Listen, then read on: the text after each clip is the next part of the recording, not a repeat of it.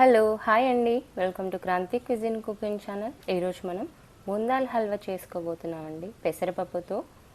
ఎప్పుడు కర్రీనే కాకుండా ఇలా స్వీట్స్ కూడా చేసుకోండి, టేస్టీగా ఉంటాయి.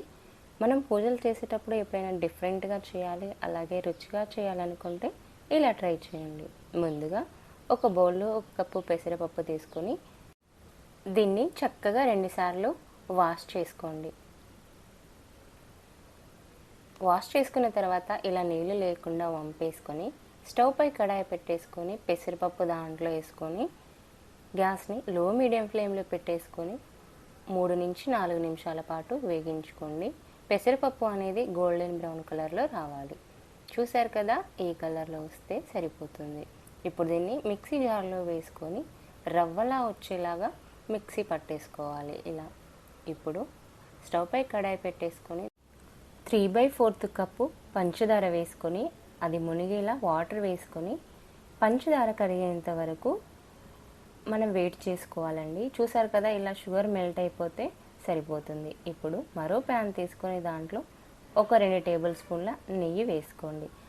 అది కరిగిపోయిన తర్వాత సన్నగా కట్ చేసుకున్న బాదం ముక్కలు వేసుకొని గోల్డెన్ బ్రౌన్ కలర్ వచ్చేంత వరకు వేగించుకోండి. ఇప్పుడు వీటిని పక్కన పెట్టేసుకొని అదే ప్యాన్లో మనం రవ్వగా పట్టుకున్న పెసరపప్పుని వేసుకొని ఇది చక్కగా ఒక 2 నిమిషాల పాటు నెయ్యిలో వేగించుకోండి.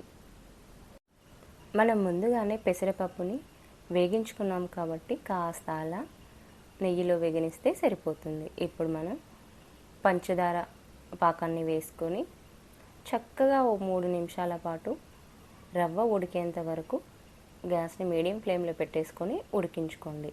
చూసారు కదా, ఇలా ఉడికి నెయ్యి పైకి వచ్చేటప్పుడు దీంట్లో డ్రై ఫ్రూట్స్ అలాగే ఒక పావు టీ స్పూన్ ఇలాచీ పౌడర్ వేసుకోండి.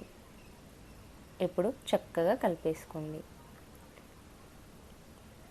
దీనిపైన నేను ఒక పావు టీ స్పూన్ నెయ్యి వేస్తున్నానండి, ఇది ఆప్షనల్. ఇప్పుడు నెయ్యి మెల్ట్ అయిపోతే వేడివేడిగా మన పెసరపప్పు హల్వా రెడీ అయిపోయింది. టేస్ట్ అయితే చాలా బాగుంది. వీడియో కనుక మీకు నచ్చినట్లయితే లైక్ అండ్ సబ్స్క్రైబ్ చేయండి.